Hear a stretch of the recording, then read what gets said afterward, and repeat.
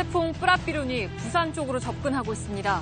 1시간쯤 뒤 부산 남동쪽 90km 해상을 지나며 한반도에 가장 가까워집니다. 폼페이오 국무장관이 현지 시간 5일 북한으로 출발해 김정은 위원장과 만날 것이라고 미국 백악관이 밝혔습니다. 미국 정부는 최종적이고 완전하게 검증된 비핵화가 논의될 것이라며 검증에 주력하겠다고 강조했습니다. 15년 만에 열리는 남북 통일 농구를 하루 앞두고 우리 남녀 대표팀이 평양에 도착했습니다. 대표단은 모두 고려 호텔에 투숙했고 여자 대표팀은 평양에서 첫 훈련을 했습니다. 아시아나항공의 기내식 대란이 사흘째 이어지며 장기화하고 있습니다. 승무원들은 기내식이 상한 상태로 실린 경우도 있다며 식중독 우려를 제기했습니다. 이런 가운데 회사 측은 담당 팀장을 최근 임원으로 승진시켰고 업무 경력이 없는 박삼구 회장에 따른 계열사 상무로 입사했습니다. 어제 스스로 목숨을 끊은 아시아나항공 기내식 하청업체 대표 윤모 씨가 아시아나에서 안 되는 일을 억지로 시켰다며 어려움을 호소했다는 증언이 나왔습니다. 아시아나 측은 이번 기내식 대란과 윤 씨의 사망은 관련이 없다고 주장했습니다. 숨진 윤 씨의 유가족을 전화로 연결합니다. 대한항공이 총수 일가의 갑질 폭로를 주도한 직원들에 대해 인사 보복을 했다는 논란이 일고 있습니다. 대한항공 직원연대는 회사 측이 수도권에서 일하던 운영위원들을 갑자기 제주와 부산 등지로 발령냈다며 반발했습니다.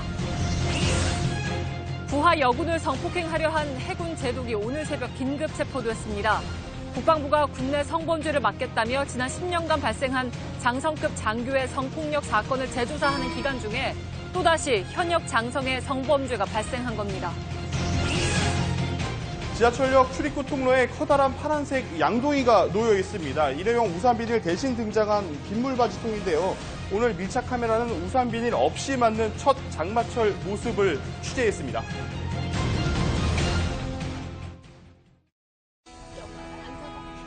마스크가 필요 없는 세상으로. 내일을 바꾸는 현대 수소전기차.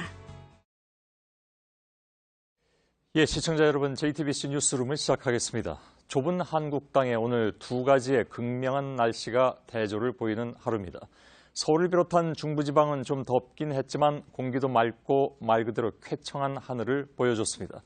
그러나 영남 쪽은 딴판입니다. 제7호 태풍 뿌라삐룬이 부산 쪽으로 접근하고 있습니다.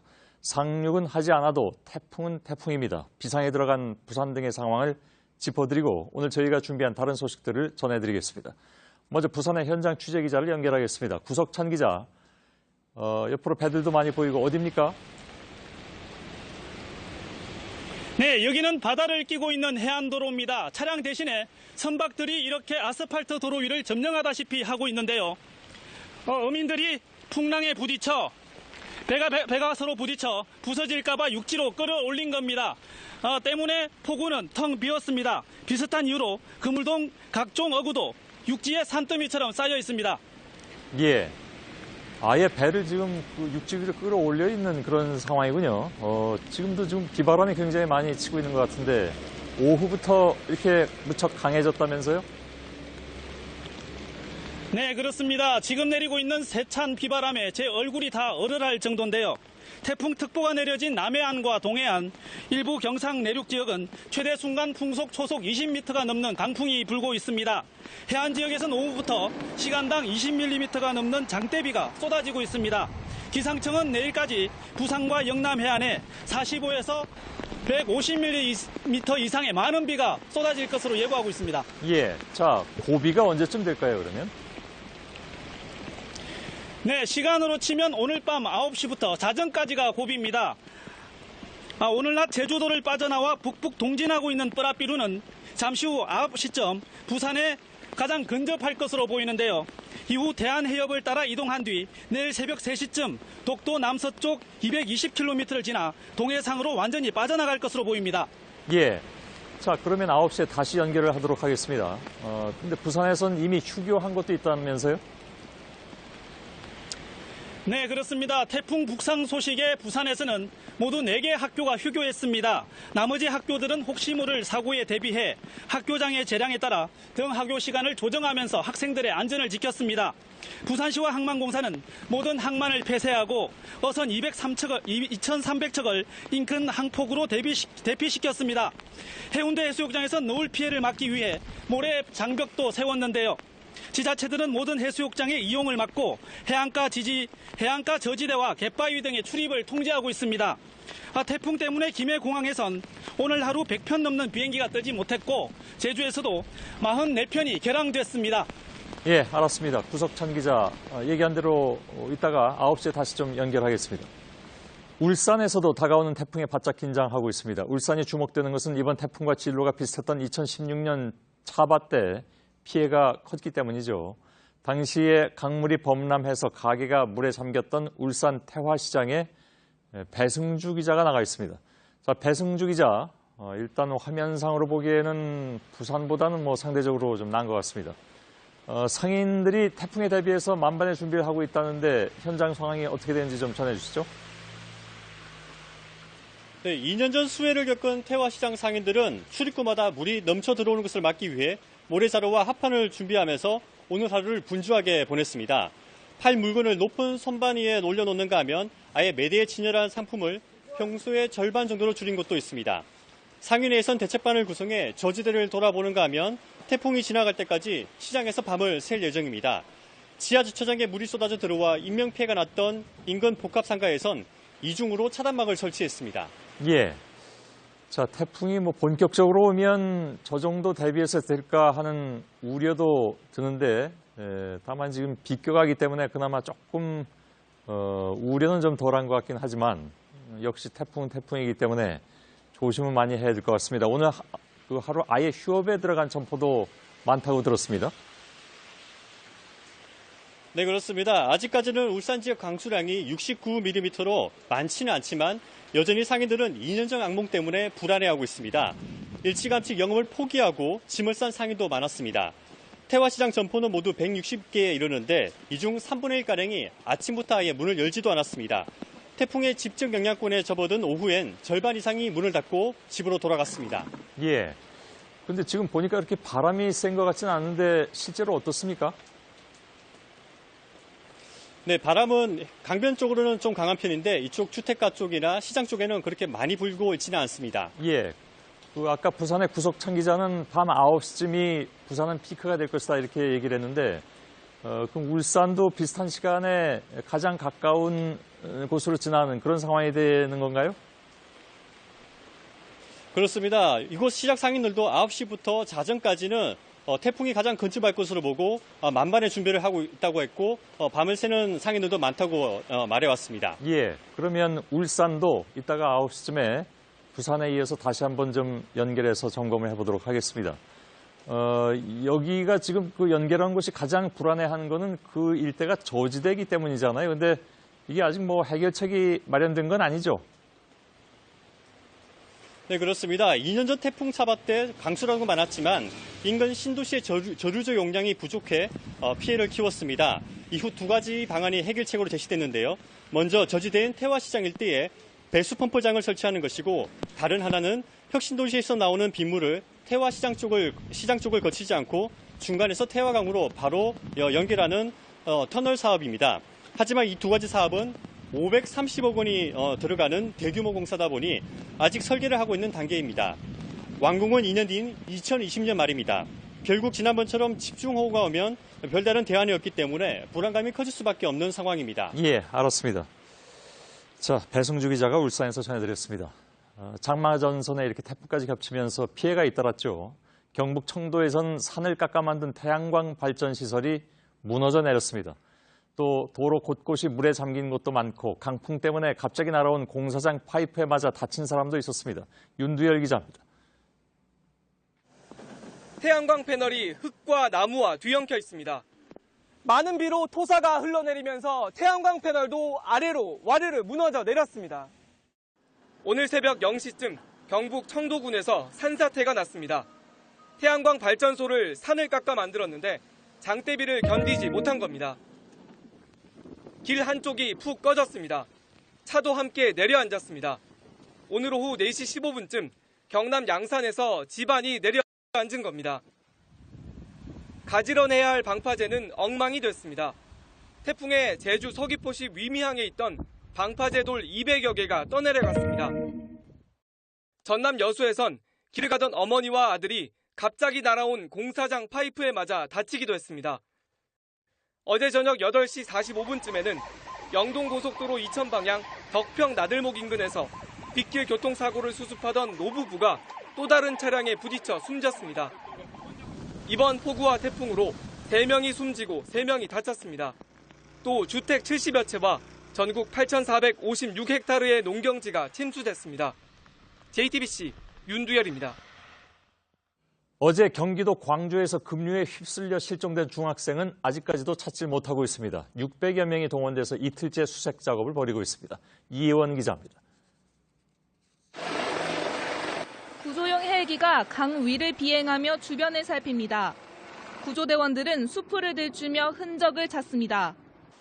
어제 오후 5시 10분쯤 수업을 마치고 집으로 가던 14살 중학생 A군이 급류에 휩쓸려 실종됐습니다. 들고 있던 우산이 하천에 빠지자 친구와 함께 찾으러 들어갔다 사고를 당한 겁니다. 바람이 불어신가 우산이 날아갔지. 그냥 그거 짚다가 그냥 떠나갔지. 함께 들어갔던 친구는 다행히 빠져나왔습니다. 어제 경기도 광주엔 하루 동안 152mm, 시간당 최대 67mm의 폭우가 쏟아졌습니다. 이 때문에 평소 성인 허리 높이였던 수심이 사고 당시엔 4m까지 불어난 상태였습니다. 경찰과 소방당국은 600여 명을 동원해 이틀째 수색 작업을 벌이고 있지만 물살이 빠른 데다 수색 범위가 넓어 어려움을 겪고 있습니다. 물도 현재 아직까지는 많은 상태고 그다음에 강변에 풀이 많아서 시야 확보가 안 돼서 소방당국은 내일 날이 밝는 대로 다시 수색 작업을 이어갈 방침입니다. JTBC 이혜원입니다. 폼페이오 미 국무장관이 내일 모레인 5일 평양을 방문한다고 백악관이 발표했습니다. 아시는 것처럼 최근 미국 내에서 나오고 있는 각종 회의론과 의혹 속에서 평양으로 가는 것인 만큼 이번 방문에 쏠리는 관심은 어느 때보다도 큽니다. 이번 방문의 결과에 따라서 비핵화가 급진전될지 아니면 최악의 경우로 갈지가 결정될 것으로 보입니다. 워싱턴에서 김현기 특파원이 보도해드립니다. To continue the ongoing and important work of denuclearization on the Korean Peninsula, Secretary Pompeo will be leaving for North Korea on July 5th to meet with the North Korean leader and his team. 백악관은 폼페이오 장관이 미국 시간 5일 북한 방문길에 나선다고 확인했습니다. 구체적인 일정은 공개하지 않았지만 시차 등을 감안할 때 6일 평양에 도착, 1박 2일 일정을 보낼 가능성이 큽니다. 7일부터 8일까지 일본 도쿄를 방문해 한미일 외교장관 회담을 열 예정이기 때문입니다. 미국 국무부는 폼페이오 장관이 최종적이고 완전하게 검증된 북한의 비핵화, 즉 FFVD를 논의할 것이라고 밝혔습니다. 검증에 큰 주안점을 둘 것임을 시사한 것인데 북한이 호응하고 나설지는 여전히 불투명합니다. 샌더스 대변인은 존 볼턴 국가안보보좌관이 비핵화 프로그램은 1년 안에 해체 가능하다고 말한 점을 강조하며 긍정적인 변화를 위한 큰 모멘텀이 있다고 기대감을 나타냈습니다. 백악관은 북한이 핵을 포기할 의사가 없다는 결론을 미국 정보당국이 내렸다는 보도에 대해선 신중한 입장을 보였습니다. 북한이 폼페이오 장관 방북 때 미군 전사자 유해를 돌려줄지 여부도 주목됩니다. 폼페이오 장관은 북한의 비핵화 시간표 제시와 핵시설 신고 등 구체적 조치를 요구할 것으로 예상됩니다. 워싱턴에서 JTBC 김현기입니다. 보신 것처럼 FFVD라는 단어가 오늘 새롭게 등장했습니다. Finally fully verified, 즉 최종적으로 완전하게 검증된 비핵화라는 것인데 폼페이오 장관이 평양에 던진 메시지입니다.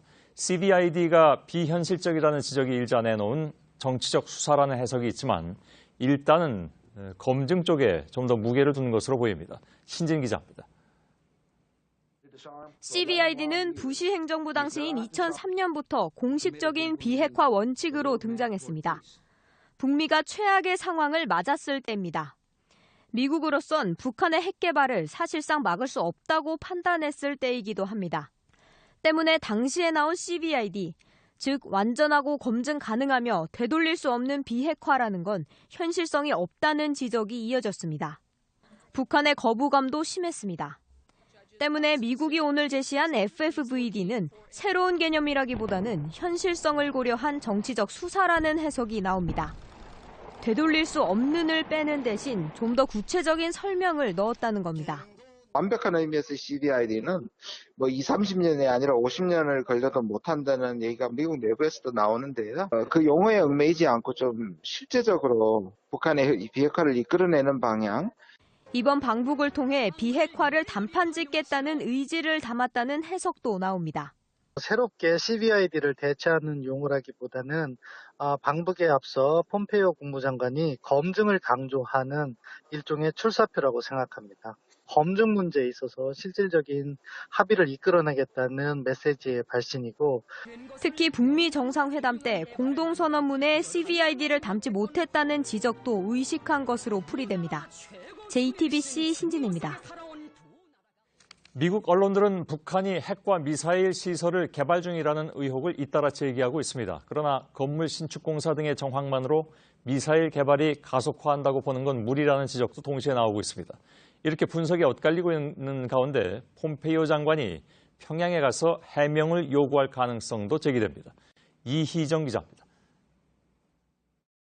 월스트리트저널은 어제 북한이 미국과 협상을 하는 중에도 미사일 공장을 확장했다고 보도하면서 핵포기 의향이 없다는 의미일 수 있다는 해석을 실었습니다. 함흥에 미사일 제조 공장 건물 2동이 신축된 정황이 담긴 위성사진을 근거로 들었습니다. 하지만 이 사진만으로 미사일 생산 증가를 연결짓는 건 무리라는 지적이 나옵니다. 독일의 마르쿠스 실러 박사는 폭발 대비용 벽이 보이지 않고 미사일 제조를 하려면 10배는 더 커야 한다며 아예 미사일 제조 공장은 아니라고 주장했습니다. 최근 북한 전문 매체 38로스는 북한이 영변핵 시설의 냉각 시스템 개선 작업을 마쳤다고 보도하기도 했습니다. 하지만 미 과학국제안보연구소 측은 핵시설 확장과 무관하다는 설명을 내놨습니다. 이처럼 미국 언론들은 동시다발적으로 여러 의혹을 제기하고 있고 이에 대한 전혀 다른 해석도 함께 나오는 상황입니다. 따라서 이 가운데 일부는 미국 정부가 북한 측에 공식 해명을 요구할 가능성도 있습니다. JTBC 이희정입니다. 문재인 대통령이 지난 남북정상회담 때 3.1운동 100주년 기념사업과 관련해서 김정은 북한 국무위원장과 논의했다고 밝혔습니다. 문 대통령은 오늘 서울역 광장에서 열린 3.1운동 및 대한민국 임시정부 수립 100주년 기념사업 추진위원회 출범식에 참석해서 이와 같이 밝힌 뒤에 남과 북이 독립운동의 역사를 함께 공유하게 된다면 서로의 마음도 더 가까워질 수 있을 것이라면서 남북이 공동으로 할 수 있는 사업까지 구상해 주실 것을 당부드린다고 말했습니다. 아시아나 여객기에는 오늘도 기내식이 제대로 실리지 않았습니다. 벌써 사흘째입니다. 이런 상황에서도 최근 아시아나에서는 승진잔치가 벌어졌습니다. 특히 임원 승진자에는 이번 사태의 당사자인 기내식 팀장이 포함돼 있었습니다. 또 별다른 업무 경력이 없는 박삼구 회장의 딸도 계열사의 상무로 입사했습니다. 정재우 기자입니다. 기내식 공급이 차질을 빚은 지 사흘째. 오후 5시 기준 21편의 아시아나 항공기가 기내식을 싣지 못하고 이륙했습니다. 회사 측은 이날 홈페이지에 사과문을 올렸습니다. 하지만 사흘 만에 나온 늑장 사과인데다 기내식 공급업체에 책임을 돌린 면피성이란 지적이 나옵니다. 회사 측이 기내식 책임자를 승진시킨 사실도 드러나면서 논란이 일고 있습니다. 어제 사내에 공개된 임원 인사에서 기내식 전담인 케이터링 TF 팀장은 상무로 승진했습니다. 아시아나항공 측은 승진은 여러 측면을 고려한 것이고 이번 사건이 불거지기 전에 결정된 것이라고 해명했습니다. 이번 임원 인사에는 박삼구 금호아시아나그룹 회장의 딸 세진 씨도 포함됐습니다. 금호리조트의 경영관리 담당 상무로 입사한 건데 박 씨는 이전까지 특별한 업무 경력이 없는 것으로 알려졌습니다. 때 아닌 승진잔치에 내부에서도 비판의 목소리가 나옵니다. 왜 지금 이 상황에서 승진 명단을 띄우느냐, 승무원들한테 응대 지침 매뉴얼을 공지화하는 게 아니라 쓸데없는 이렇게 긴급만 공지를 하는 거예요. JTBC 정재우입니다. 오늘 박삼구 회장은 중국 골프 행사에 참석했다가 귀국했습니다. 모여있던 취재진을 피해서 입국장에는 모습을 드러내지 않았습니다. 그런데 기내식 대란으로 파장이 커지는 와중에도 박 회장의 입국 당시에 아시아나 승무원들이 동원돼서 꽃을 건넸다는 주장이 나왔습니다. 아시아나 측은 박 회장이 승무원들을 우연히 만났을 뿐이라고 했습니다. 또 앞서 박 회장이 출국하던 비행기에는 따뜻한 기내식도 제공됐다고 해서 또 논란입니다. 이가혁 기자입니다. 중국에 머물던 박삼구 금호 아시아나 회장은 오늘 오후 1시쯤 인천국제공항으로 귀국했습니다. 골프 행사에 참석한 뒤 돌아오는 길이었습니다. 여러 취재진이 공항에서 대기했지만 박 회장 모습은 포착되지 않았습니다. 이런 가운데 자신을 10년 이상 경력의 현직 승무원이라고 밝힌 한 제보자는 박 회장 입국 뒤 승무원들이 꽃을 들고 환영했다고 주장했습니다. 회장과 비슷한 시각에 내린 승무원 몇몇이 꽃을 전달하는 데 동원됐다는 겁니다. 아시아나항공 직원들은 익명 게시판 등을 통해서도 회사를 비판하고 있습니다.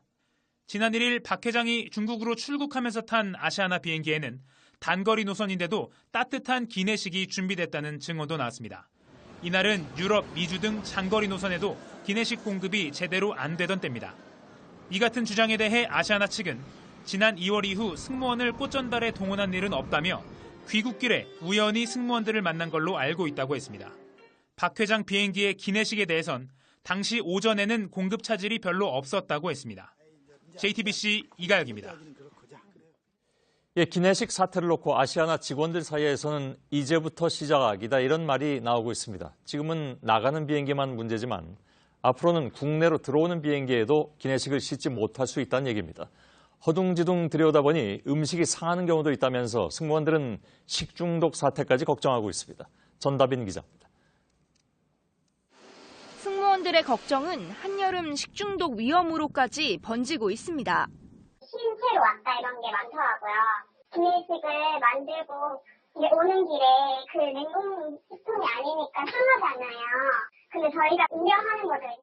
직원들이 모인 익명 게시판에서도 기내식의 위생 상태를 우려하는 글들을 쉽게 볼 수 있습니다. 업계에서도 하루 3,000식을 공급하던 업체가 2만에서 3만식을 보관할 장소와 차량을 제대로 갖추고 있을지 의문이란 말이 나옵니다. 냉장고 시설이 어떨 것 같습니까? 내가 3만식을 갖다가 어디다 보관합니까? 7, 8월 달에 저 사람들 저거 온도 냉장을 어떻게 유지하려고 저러지? 그래서 그 식품의 안전, 그게 더 염려스러워요, 지금. 앞으로는 귀국편의 기내식 공급에도 차질이 빚어질 수 있다는 우려도 나옵니다. 귀국편에 쓸 기내식 용기를 통상 서울에서 실어가는데 요즘 빈 비행기로 가는 경우가 많기 때문입니다. 우리가 하기한 디시나 이런 것들이, 포크 나이프 이런 것들이 전혀 없으니까 딱 넣어놔가지고 찾지를 못한다 그러더라고요.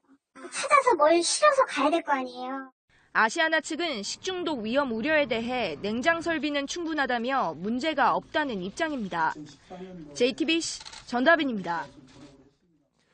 이번 사건은 기내식 포장을 했던 H사의 윤모 대표가 스스로 목숨을 끊으면서 파장이 더욱더 커지고 있습니다. H사의 직원들은 무리하게 기내식 공급을 압박하다 보니 사람 목숨까지 앗아갔다고 주장하고 있습니다. 숨진 윤 대표는 납품 시간이 다가올수록 고통스러워했고 방법이 없다는 말과 함께 목숨을 끊은 것으로 전해졌습니다. 특히 아시아나가 하청업체와 맺은 계약에는 납품이 늦어지면 가격을 깎는다는 내용이 있어서 업체들 부담을 키웠다는 지적입니다. 이상엽 기자입니다. 조리된 음식을 그릇에 옮겨 기내식으로 포장하는 일을 했던 H사 직원들은 숨진 윤 대표가 최근 강한 심리적 압박에 시달렸다고 증언했습니다. 기내식 납품 일정을 맞추라는 요구가 이어졌다는 겁니다. 도저히 시간을 맞출 수 없는 상황이었지만 막무가내였다고 했습니다. 좁은 곳에서 그 많은 밀수를 갖다가 생산을 해내려고 하면은 우리 직원들을 연장을 올데이를 시키고 심야조 가지고 운영을 하고. 힘이 붙이고 한계에 이르면서 회사 능력에 맞게 납품하겠다고 했습니다. 하지만 하루 3만 명 분에 이르는 모든 노선의 기내식을 공급하라는 요구를 계속 받았다고 했습니다. 아시아나 전 노선을 갖다가 한 번에 이렇게 그냥 받겠다고 하는 데에서 순차적으로 끌어서 받는 게 아니라 특히 H사가 음식을 포장해 납품했던 하청업체 샤푸드앤코와 아시아나의 계약도 논란입니다. 기내식이 늦게 공급되면 지연된 시간에 따라 납품 가격을 깎는다는 내용이 있는 것으로 파악됐습니다.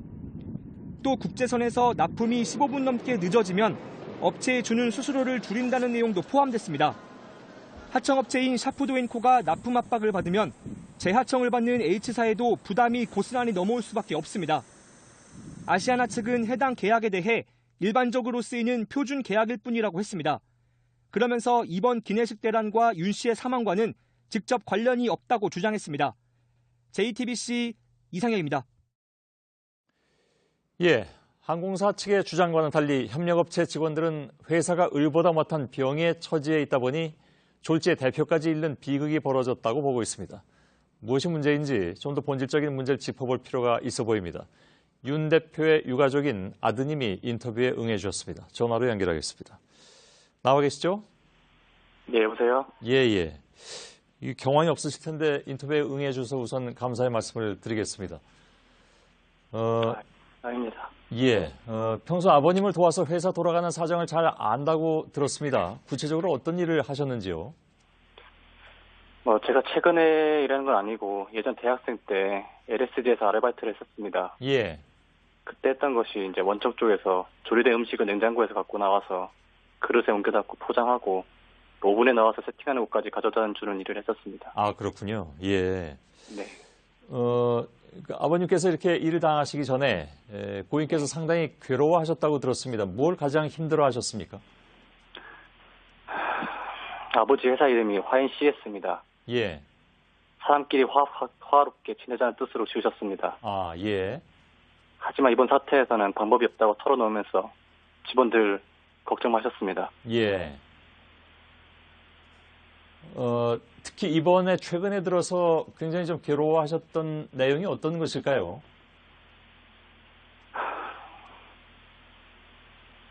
샤프도앤코라는 회사가 지금 GGK 신축공사 쪽에서 이제 불이 나가지고 예. 대책으로 이제 장소를 제공했던 업체였습니다. 예.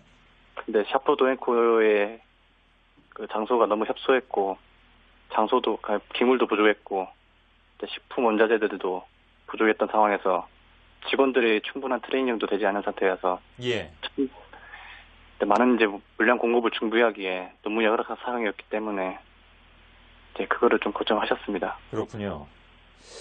기존의 공급업체 LSG의 협력업체로 있을 때는 그래도 좀 일이 수월했다고 들었는데 맞습니까?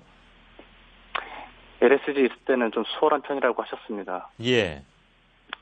아버지 역시 이제 직원들하고 뭐 얘기를 많이 하셨겠지만은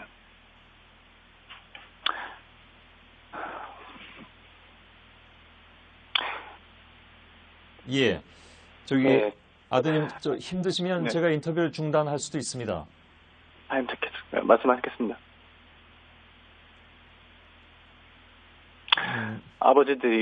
아버지가 직원들하고 함께 밤새가면서 납품 분량했는데 이제 공급하는 물량이 동시다발적으로 준비하기에 너무 버거웠던 것이 가장 힘든 것 같습니다. 예. 일단 좀 잠깐 좀 멈췄다 가겠습니다. 다시 한번 말씀드리지만 인터뷰가 힘드시면 하지 않으셔도 됩니다. 괜찮으시겠습니까? 네, 괜찮습니다. 예. 알겠습니다. 예, 고맙습니다. 직원들이 애초에 좀 안 되는 일을 항공사하고 공급업체가 좀 무리하게 요구했다는 말을 하고 있는데 아마 그런 말이 나오게 되는 이유가 방금 전에 말씀하신 그런 상황 때문인가 보죠? 네, 맞습니다. 먼저 답변하고 동일한데 예. 요구하는 수량을 공급하기에는 모든 것들이 부족하다 하셨습니다. 예. 아시아나가 기존 공급업체니까 LSG하고 계약을 해지하더라도 협력업체의 입장에서는 LSG, 그러니까 기존의 공급업체에 남아서 다른 외항사의 일을 할 수 있는 그런 상황은 아니었을까요? 네. 지직회에서 요구하는 인원이 250명 가량이었는데 LSG에 남아있는 직원이 300명 중에서 150명만 이동해야 되고 그 나머지 100명들이 짧은 시간 내에 추가 모집을 해야 한다고 아버지께서 많은 부담을 가지셨거든요. 예. 100명이라는 인원이 사실 작은 인원은 아닌데 일정한 업무 수준이 이르기까지 트레이닝 한 시간도 너무 부족했고 예. 아시아나항공하고 LSG 계약 종료로 인해서 LSG 기존 외항사들 영업을 300명 중에서 150명만 담당하고 예. 150명이 GGK로 가야 되는 상황이라 하셔가지고 그 150명 갖고 나머지 이제 100명을 이제 인원을 추가 모집하고 이제 업무 시작을 하기까지 좀 많은 애로 상황이 됐던 것 같습니다. 그렇군요. 오늘 이렇게 저와의 인터뷰를 하시겠다고 한 것도 사실은 이런 얘기들을 하시고 싶어서인 것으로 저는 이해를 하고 있습니다. 회사 쪽에서는 네. 아버님의 일과 회사는 상관이 없다라고 얘기하고 있습니다. 혹시 반론하실 수 있다면요?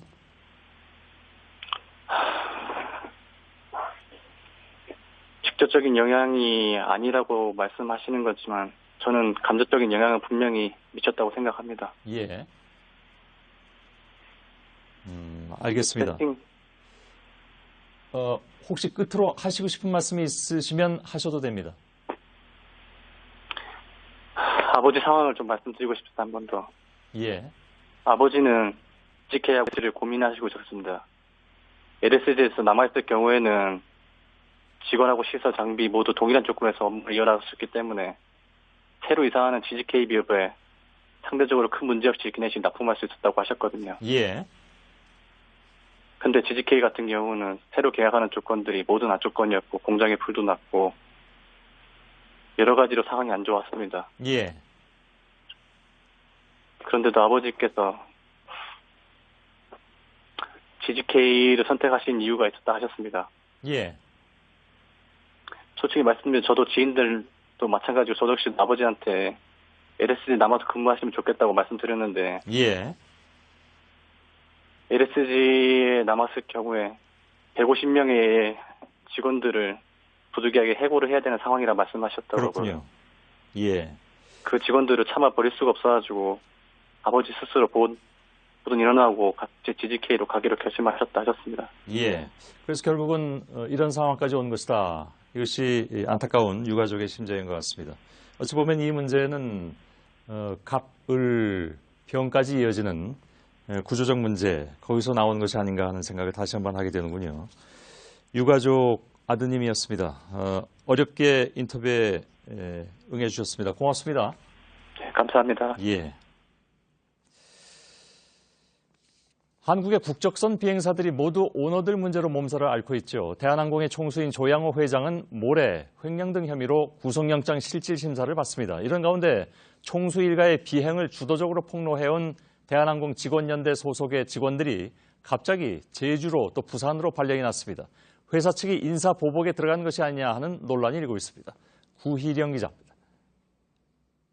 야근이어서 자고 일어났는데 문자하고 전화가 와 있더라고요. 회사 소식에 딱 저 한 명만 낳고 있었어요. 최근 2주 동안 대한항공 직원연대에 수도권 운영위원 4명이 이런 식으로 제주와 부산에 발령났습니다.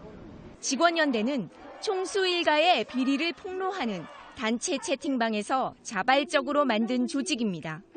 마스크 집회와 게릴라 시위 등 총수 일가 퇴진 운동을 해왔습니다.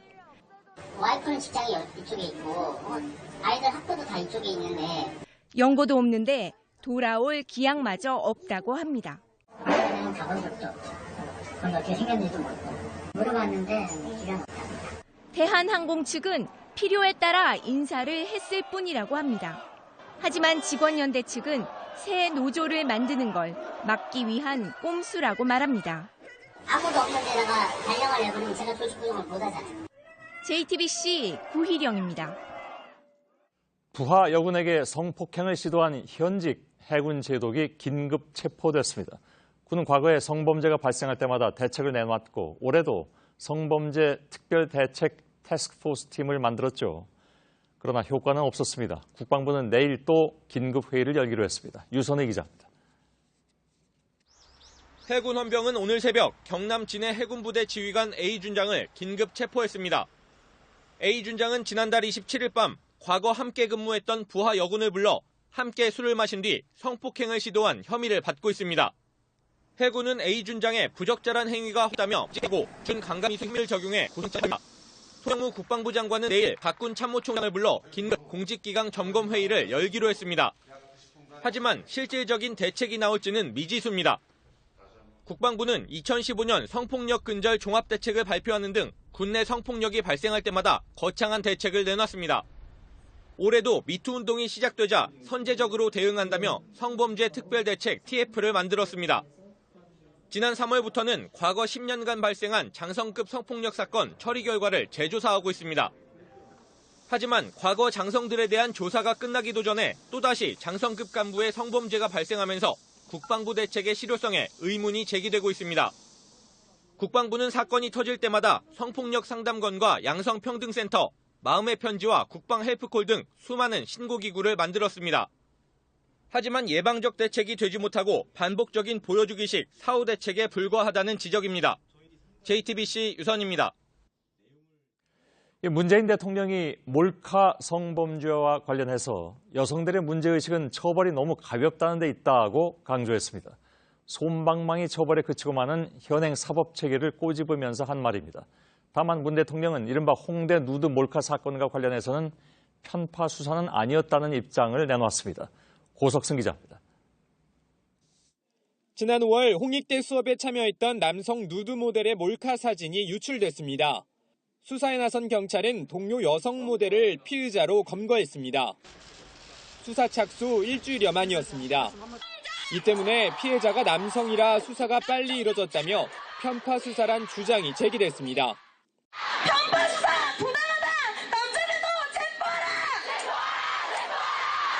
서울 도심에서 집회가 열리고 청와대 국민청원으로도 오르자 경찰청장이 입장을 밝혔습니다. 저희가 성별에 따라서 수사 속도가 달라지지는 않지만은 여성분들께서 체감하는 어떤 불공정 그런 것이 있다면 그게 시정되도록 각별히 노력하겠습니다. 이런 가운데 문재인 대통령이 성희롱, 성폭력 방지 대책을 보고받는 자리에서 이 사건과 관련한 입장을 함께 밝혔습니다.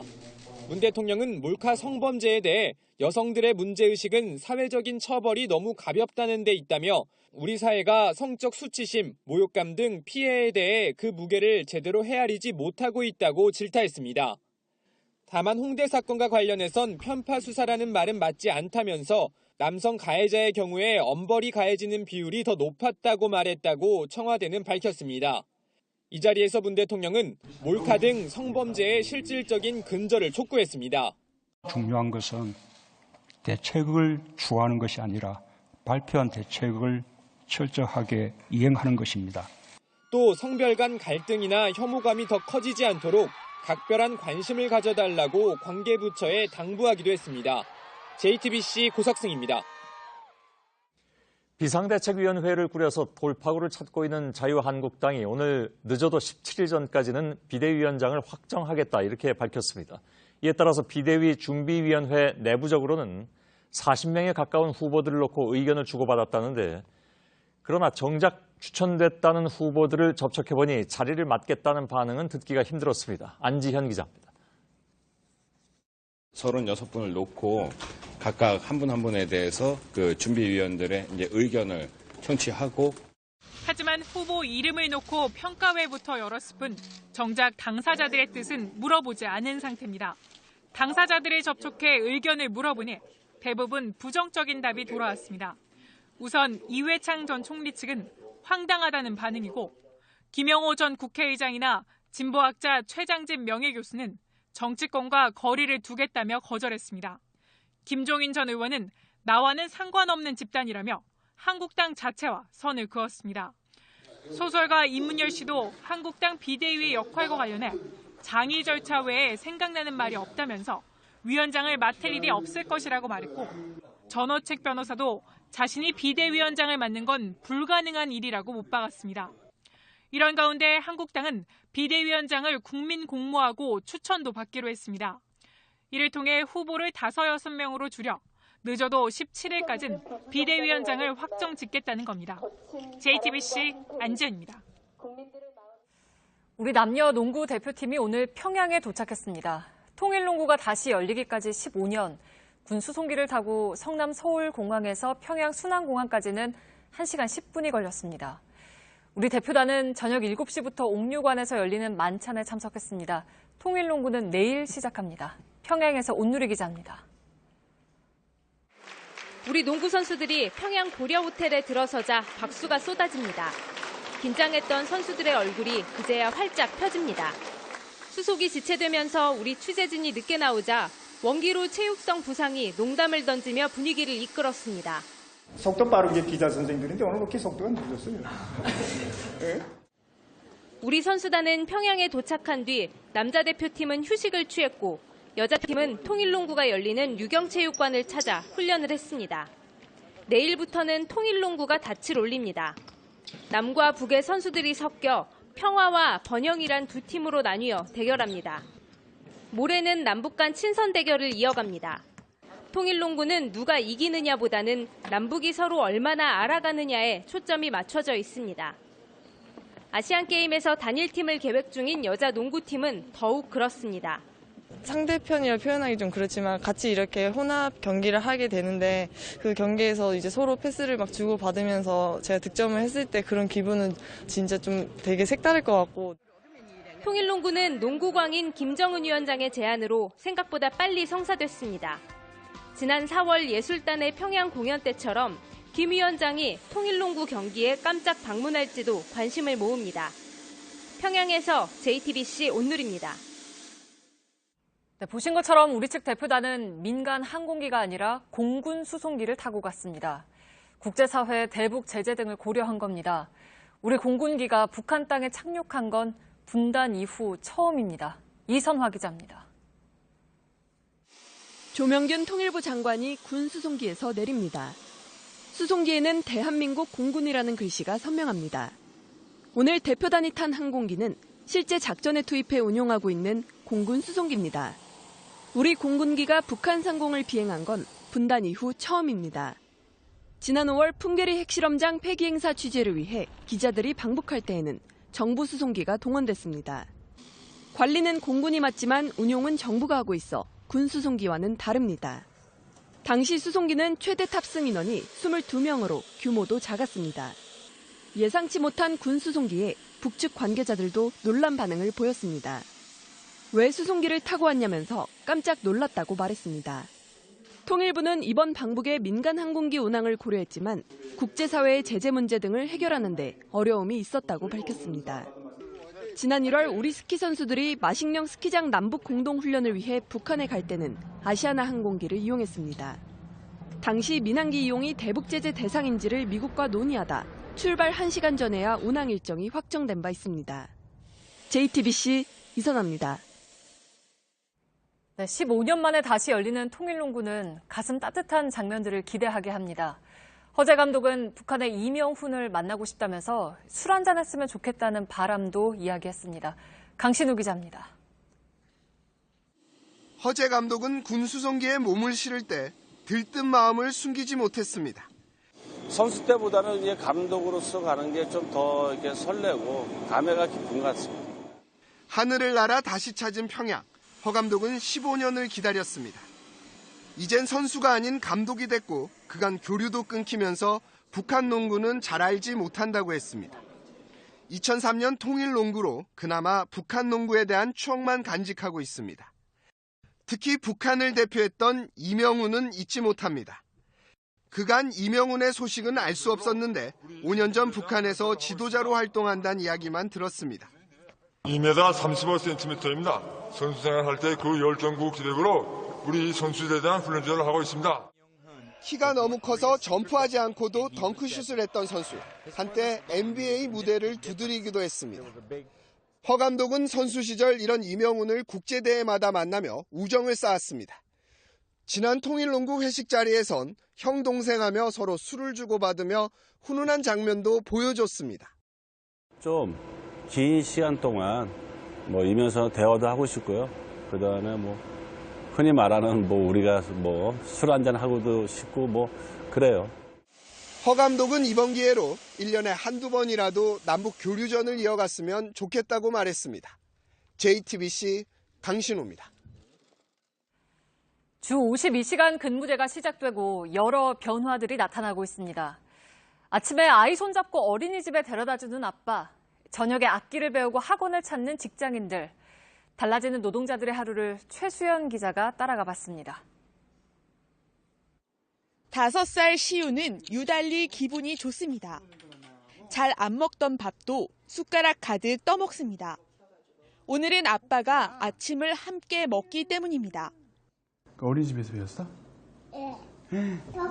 토끼.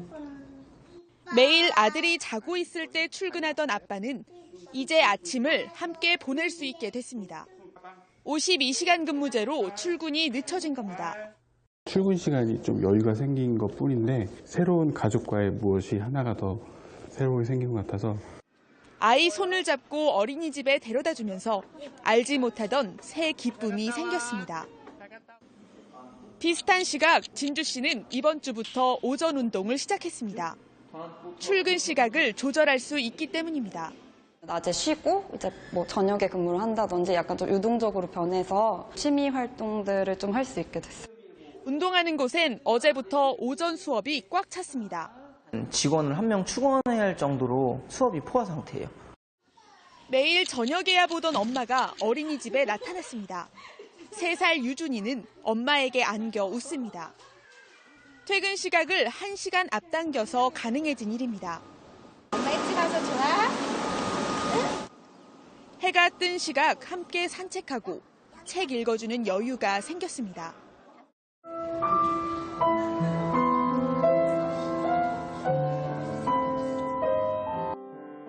피아노 건반을 짚어 내려갑니다. 근무 시간이 줄면서 어린 시절 꿈인 피아노를 다시 시작했습니다. 아침부터 늦은 밤까지 업무에 치일 때는 상상만 했던 일입니다. 살면서 그 악기 하나쯤은 다뤄보고 싶다는 욕심이 있어서 학원은 직장인들로 가득 찼습니다. 최근 들어서 갑자기 엄청 많아지게 되셔가지고 예약 잡기가 꽉꽉 찰 만큼 주 52시간 근무 시행과 함께 직장인들 삶이 달라지고 있습니다. JTBC 최수연입니다. 네, 이렇게 주 52시간 근무는 일하는 시간을 줄여서 생활과 균형을 맞추겠다는 취지입니다. 업무 시간을 당장 줄이지 못하는 곳에선 일하는 중간에 쉬는 시간이라도 보장하려 하고 있습니다. 그런데 문의는 휴식 시간인데 수당도 받지 못하면서 실제로는 일을 하는 이른바 공짜 노동도 나타나고 있습니다. 강희연 기자입니다. 이른 아침 아이들이 모여듭니다. 신발 어디다 놔야 될까? 아이들을 돌보다 보니 오전이 금세 지나갑니다. 따로 쉬는 시간을 내기는 힘듭니다. 52시간 근무가 시작되면서 보육교사들은 8시간 일을 하면 근무 중 반드시 1시간을 쉬어야 합니다. 하지만 아이들에게서 눈을 뗄 수가 없어 계속 일을 할 수밖에 없다고 합니다. 기존에 있던 추가 수당이나 조기 퇴근도 없어졌습니다. 오히려 저희에게는 저녁 있는 삶이 되지 않고 더 스트레스만 더 과중되는 것 같아요. 장애인 활동지원사로 일하는 진덕규 씨도 비슷한 상황입니다. 8시간을 일하면 중간에 1시간을 쉬어야 하지만 역시 불가능합니다. 돌보는 뇌병변 1급 장애인을 혼자 둘 수가 없습니다. 혼자 계시는 걸 뻔히 아는 상황에서 실질적으로는 휴게가 안 되면서 임금만 안 주겠다 이런 식으로 될 가능성이 높죠. 3년차 간호사 김모 씨도 공짜 노동을 하고 있다고 말했습니다. 의료용품 준비나 교대자와의 업무 인계 등에 2시간씩 걸리지만 노동 시간에 포함되지는 않습니다. 환자들을 케어할 사람이 없기 때문에 남아서 정리를 하고 감기 거의 다 못 먹고 일했고. 주 52시간 근무 취지를 살리려면 숨어있는 공짜 노동부터 해결해야 한다는 지적이 나옵니다. JTBC 강희연입니다. 어제도 전해드렸지만 52시간 일하는 게 정착하려면 탄력 근로제가 정리돼야 합니다. 하지만 이 문제를 풀어야 할 여당 원내대표와 고용노동부 장관, 이 두 사람의 목소리가 다릅니다. 또 이 두 사람이 엇박자를 낸 게 처음이 아니기도 해서 여권 내에선 우려도 나옵니다. 이윤석 기자입니다. 홍영표 원내대표가 김영주 고용노동부 장관과 처음 각을 세운 건 최저임금 때문입니다. 소득주도 성장의 모든 것이 최저임금인 것처럼 일부 국민들이 그렇게 이해하도록 방치한 것은 정부 측에서 이건 반성해야 된다. 52시간 노동과 관련해선 보다 직접적으로 겨냥했습니다. 기자간담회를 열어 청와대가 말을 해도 안 듣는다며 김 장관을 질타한 겁니다. 엇박자는 탄력근로제 문제를 놓고 더 심해졌습니다. 홍 원내대표는 당정청 회동까지 마친 뒤 확대를 시사했지만 3개월로 돼 있는 것을 적어도 한 6개월 정도 이렇게 탄력 근로제를 좀 도입해야 되죠. 김 장관은 다 6개월을 하면 노동시간 단축의 의미가 없다고 반박했습니다. 논란이 커지자 김 장관은 홍보는 선거 때문에 미뤘던 것이고 탄력 근로제도 차등 적용하자는 것이었다며 진화에 나섰습니다. 하지만 김 장관이 전교조 법의 노조화 철회 가능성을 언급했다 청와대가 수습한 적도 있습니다. 이 때문에 여당 일각에선 김 장관의 팀워크에 우려를 표시하며 교체 검토 필요성을 언급하는 목소리도 나옵니다. JTBC 이윤석입니다. 태국의 한 동굴에서 유소년 축구팀 소년들이 실종된 지 열흘 만에 발견됐습니다. 수 킬로미터에 달하는 동굴 안에 물이 가득 차서 구조대원들은 꼬박 이틀을 잠수해서 소년들에게로 갈 수 있었습니다. 이제 더 큰 난관은 구조 작업입니다. 소년들에게 잠수 기술을 가르쳐서 빠져나오게 하는 비상 계획까지 마련하고 있습니다. 김소현 기자입니다.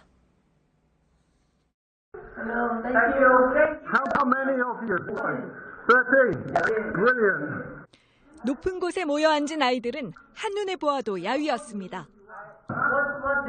Monday, 1 week and Monday. You have been here 10 days. You are very strong. 소년들이 태국 북부 치앙라이주의 탐루엉 동굴에 들어간 건 지난달 23일입니다. 유소년 축구팀으로 11살부터 16살 소년 12명과 25살의 코치 1명이 탐험에 나섰다가 연락이 끊겼습니다. 폭우로 물이 불어나 고립된 겁니다. 동굴 입구에선 이들이 타고 온 걸로 보이는 자전거 등이 발견됐습니다. 이튿날 해군 잠수대원 등 1000여 명이 투입됐고 미군 인도태평양 사령부, 영국과 중국의 동굴 전문가 등 국제적 구조팀이 꾸려졌습니다. 동굴 속 물을 빼내고 암벽에 구멍도 뚫어봤지만 계속된 폭우로 생사를 확인할 길이 없었습니다. 주말 사이 비가 그치며 수색에 속도가 붙었습니다. 잠수부들은 5km가 넘는 거리를 꼬박 이틀 동안 잠수해 실종자들에 도달했습니다. 수심은 최고 5m에 달했고 쉬어갈 수 있는 공간은 한 곳뿐이었습니다. 전문가들은 운동으로 단련된 소년들이 물을 마실 수 있었고 섭씨 15도의 비교적 온화한 기온이 저체온증을 막았을 걸로 진단했습니다. 기쁨도 잠시, 구조는 더 큰 난관에 봉착했습니다. 훈련된 잠수부가 지나온 길을 10일 동안 먹지 못한 아이들이 빠져나오는 건 불가능합니다. 당국은 구조가 장기화할 상황을 염두에 뒀습니다. 등 식량 해월치와 의약품을 전달하고 잠수가 가능한 의사를 보내 아이들의 건강부터 회복시킬 계획입니다. 또 아이들에게 잠수를 가르쳐 구조대원과 함께 빠져나올 수 있게 한다는 방안도 내놨습니다. JTBC 김소현입니다. 대통령 직속 재정개혁 특위가 세금제도 개편 권고안을 정부에 전달했습니다. 부동산 부자는 물론 예금이나 주식 부자에 대한 과세도 강화하는 내용이 담겼습니다. 이자와 배당으로 버는 돈이 연간 1,000만 원을 넘는 40만 명이 세금을 더 내게 될 것으로 보입니다. 이주찬 기자입니다. 재정개혁특위는 금융소득 종합과세 기준금액을 현행 2천만 원에서 1,000만 원으로 낮추라고 정부에 권고했습니다. 이자와 배당으로 번 돈이 연간 1,000만 원을 넘기면 다른 소득과 합쳐 6에서 42% 종합소득세율로 누진과세하라는 겁니다. 이렇게 되면 세금을 더 내야 할 종합과세 대상자는 현재 9만 명에서 40만 명으로 늘어날 것으로 추산됩니다. 부동산 부자가 대상인 종합부동산세 개편 권고안도 확정했습니다. 과세 표준과 세율을 단계적으로 올리는 방안입니다. 이 경우 내년부터 최대 35만 6천 명이 1조 1천억 원을 더 내야 합니다. 시가 20억 규모 부동산을 보유한 다주택자라면 내년 종부세는 최대 24만 원 늘어나고 30억 원 규모일 경우 102만 원 정도 더 내야 합니다. 특위는 또 임대소득에 대한 과세 특례도 줄이라고 권고했습니다. 그동안 과세 대상에서 빠졌던 공시가격 3억 원, 전용면적 60제곱미터 이하 소형주택의 전세보증금에 대해서도 내년부터는 세금을 매기라는 겁니다. 정부는 특위가 낸 권고안을 세법 개정안에 담아 국회에 제출할 예정입니다. JTBC 이주찬입니다. 성남시가 아동수당을 모든 아동에게 주겠다고 밝혔습니다. 당초 정부는 모든 아동에게 수당을 주려 했지만 국회에서 논란 끝에 소득 상위 10% 가정은 빼기로 했죠. 성남시에서 총대를 메고 아동수당 논쟁에 다시 불을 당긴 셈입니다. 야당은 짜고 치는 거 아니냐며 의심하고 있습니다. 윤영탁 기자입니다. 은수미 성남시장은 지난 지방선거 당시 만 0세에서 5세 아이가 있는 모든 가정에 아동수당을 주겠다고 공약했습니다. 은 시장은 취임하자마자 공약 실천에 나섰습니다. 현행법상 지급 대상에서 빠진 소득 상위 10% 가구에 수당을 주는 시 조례를 만들겠다는 겁니다. 보편적으로 아동을 위해서 하는 것이기 때문에 굳이 상위 10%를 뺄 필요가 없고요. 재원은 시 예산으로 따로 마련할 계획입니다. 성남시는 이 같은 내용을 담은 협의 요청서를 복지부에 제출했습니다. 복지부는 난감한 입장입니다. 찬성하자니 국회의 합의를 정부가 거스르는 꼴이 되기 때문입니다. 그렇다고 반대하는 것도 문재인 정부의 정책 기조인 보편적 복지를 부정하는 모양새가 됩니다. 복지부는 이미 올해 초 아동수당을 전체로 확대하려다 야당의 반발에 밀려 철회한 적이 있습니다. 야당은 저희를 의심하고 있습니다. 박능호 장관과 사전에 입을 맞추고 아동수당 100% 전면 지급하기 위한 단계적 전략인지 밝혀야 할 것이다. 복지부는 법률을 검토하고 전문가의 의견을 들어본 뒤 60일 안에 결론을 내기로 했습니다. JTBC 윤영탁입니다. 태풍 뿌라삐룬이 부산